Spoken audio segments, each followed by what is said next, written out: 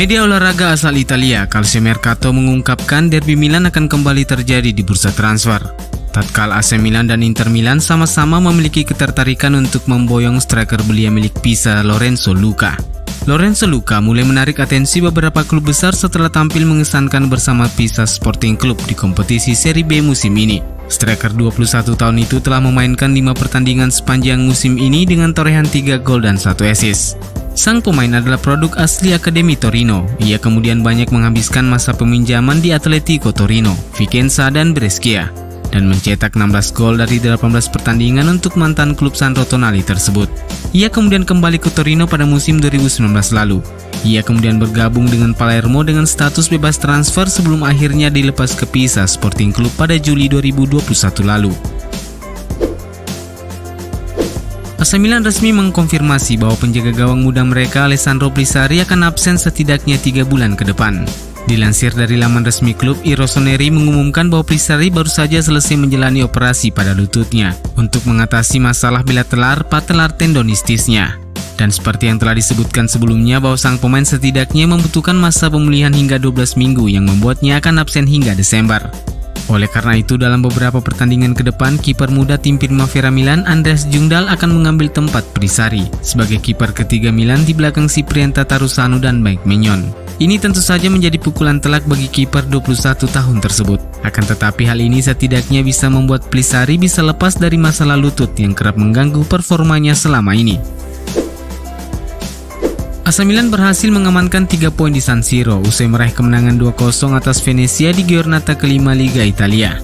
2 gol kemenangan Milan semuanya tercipta di babak kedua.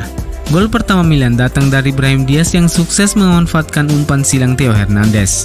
Dan tak lama setelah itu Theo Hernandez mencetak gol kedua melalui tembakan terarah ke gawang Venezia, memaksimalkan umpan brilian dari Alexis Saelemaekers. Dan berikut beberapa statistik yang terjadi usai pertandingan tersebut. AC Milan telah mencatatkan clean sheet ke-8 dari 10 pertandingan Serie A yang mereka mainkan sejak awal bulan Mei. Tak ada tim manapun di 5 liga top Eropa yang memiliki pencapaian terbaik dari Milan dalam periode yang sama. Brahim Diaz mencetak gol pertamanya di San Siro dari 17 pertandingan Serie A yang telah ia mainkan bersama Milan di stadion ini. Theo Hernandez adalah bek Milan pertama yang mencetak gol dan memberikan assist dalam satu pertandingan Serie A sejak 2004-2005.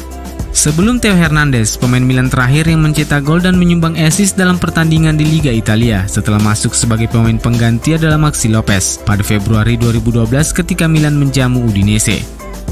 Starting 11 Milan melawan Venezia adalah tim termuda yang memulai pertandingan Serie A musim ini, yakni 24 tahun 166 hari. Pertandingan melawan Venezia menjadi laga ke-50 Alexis Saelemaekers di Liga Italia. Milan sedang dalam performa yang bagus sejak awal musim ini di Liga Italia, meraih 4 kemenangan dan 1 hasil imbang dari 5 pertandingan perdana. Dengan badai cedera yang dialami Milan, Stefano Pioli melakukan sejumlah rotasi dengan mempercayakan sejumlah pemain untuk melakukan debutnya sebagai starter di laga melawan Venezia. Matteo Gabbia, Pierre Kalulu, dan Fode Ballo-Touré turun mengisi starting line up di lini pertahanan. Sementara Sandro Tonali dan Ismail Benacer dipercaya mengisi double pivot di lini tengah, serta Alessandro Florenzi mengambil tempat di sayap kanan menggantikan Alexis Saelemaekers. Pertandingan berlangsung cukup lambat sejak menit awal dan pertahanan berlapis yang diterapkan Venezia memaksa laga berakhir dengan skor 0-0 hingga 45 menit babak pertama. Hingga 60 menit jalannya pertandingan, Pioli memutuskan untuk menurunkan Tomori, Theo Hernandez, dan Alexis Saelemaekers untuk mengubah keadaan. Keputusan yang akhirnya berbuah hasil setelah Milan berhasil mencetak 2 gol kemenangan melalui Brahim Diaz dan Theo Hernandez. Dan berikut ini 5 hal yang bisa dipelajari usai pertandingan tersebut. Ini adalah kali pertama bagi Pierre Kalulu, Matteo Gabbia, dan Ballo-Touré diturunkan bersamaan untuk menemani Alessio Romagnoli di lini pertahanan. Dan secara keseluruhan ketiganya tampil cukup baik. Mengingat fakta bahwa Milan musim lalu berada dalam masalah ketika mengalami krisis di lini pertahanan, maka musim ini Pioli bisa sedikit bernafas lega dengan tanda-tanda menjanjikan dari Kalulu, Matteo Gabbia, dan Ballo-Touré yang tampil cukup solid menggalang lini pertahanan. Ketiganya adalah pemain muda dan memiliki banyak ruang dan waktu untuk terus meningkatkan performanya. Dan semoga mereka bisa mendapatkan banyak kepercayaan untuk tampil di lapangan agar membantu mereka terus tumbuh dan meningkatkan kompetisi yang sehat di dalam tim. Frank Kessie bisa dibilang menjadi salah satu pemain terbaik Milan musim lalu. Namun musim ini ia sepertinya mendapatkan banyak kesulitan dan tak lagi tampil sebaik musim lalu. Dengan berkembangnya Sandro Tonali dan Ismail Bennacer yang secara perlahan kembali mendapatkan momentum ke bentuk permainan terbaiknya, Frank Kessie nampaknya harus tersingkir dari starting 11 karena level yang ia capai saat ini tidak cukup meyakinkan. Sandro Tonali telah banyak mencuri perhatian di beberapa laga terakhir, tapi di pertandingan melawan Venezia, Bennacer memiliki catatan statistik yang menggambarkan betapa pentingnya ia di lini tengah Milan. Ia terlihat begitu nyaman menguasai bola, menggiring bola melewati lawan dan memberikan umpan-umpan terukur ke lini depan. Ia banyak memenangkan duel dan melakukan beberapa recoveries untuk menghalau serangan-serangan pemain Venezia. Pemain lain yang nampaknya bertekad untuk membuktikan diri di musim ini adalah Rafael Leao. Pemain asal Portugal itu sudah memiliki 2 gol di Serie A dan 1 assist di Liga Champions. Meskipun ia memiliki awal yang baik, tetapi dia pada dasarnya mampu berkontribusi lebih dari itu. Winger muda Milan itu benar-benar tampil menonjol di sisi kiri lapangan di laga melawan Venezia.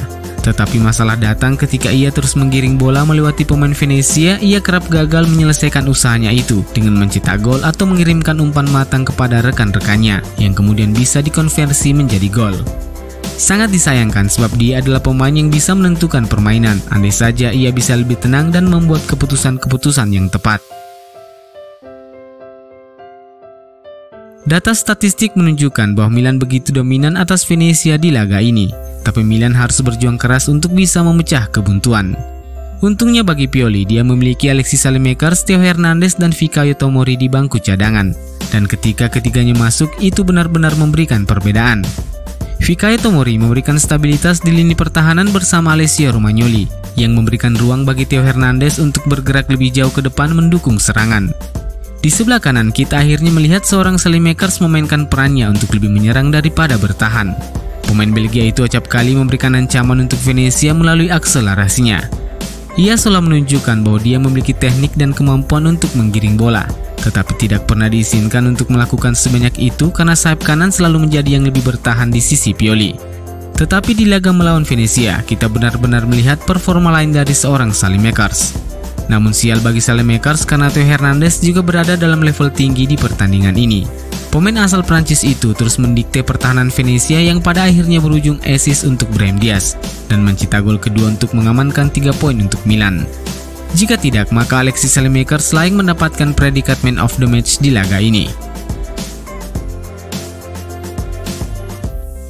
Jika Theo Hernandez, Alexis Saelemaekers, dan Fikayo Tomori langsung memberikan dampak ketika mereka diturunkan dari bangku cadangan, maka layak kiranya kita memberikan apresiasi terhadap Pioli, orang yang memutuskan untuk melakukan pergantian.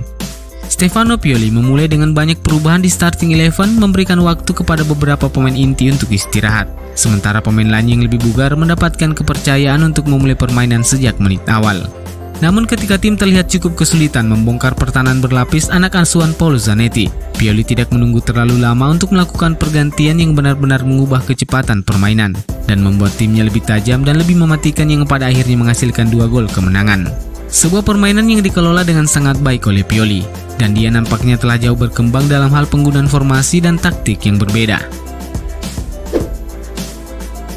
Sebuah kabar baik datang dari Milanello terkait kondisi Olivier Giroud. Setelah meraih kemenangan 2-0 atas Venezia, para penggawa rossoneri kembali melakukan latihan hari Kamis pagi kemarin. Seperti dikutip dari laman resmi klub, Olivier Giroud sudah nampak di sesi latihan tersebut dan berharap bisa segera pulih dari cedera punggung agar bisa kembali ke dalam skuad menghadapi Spezia di Giornata ke-6 Liga Italia. Jurnalis Pietro Massara menambahkan ada peluang yang cukup terbuka Giroud akan tersedia untuk pertandingan di akhir pekan nanti. Dan ini tentu saja menjadi kabar baik bagi Stefano Pioli untuk memberikan jatah istirahat bagi Ante Rebic yang telah bekerja tanpa lelah di 3 pertandingan terakhir mengambil peran sebagai ujung tombak. Adapun Davide Calabria, Simon Kjaer, dan Zlatan Ibrahimovic, ketiganya sedang bersiap untuk pertandingan Selasa depan melawan Atletico Madrid di San Siro di lanjutan babak penyisihan grup B Liga Champions.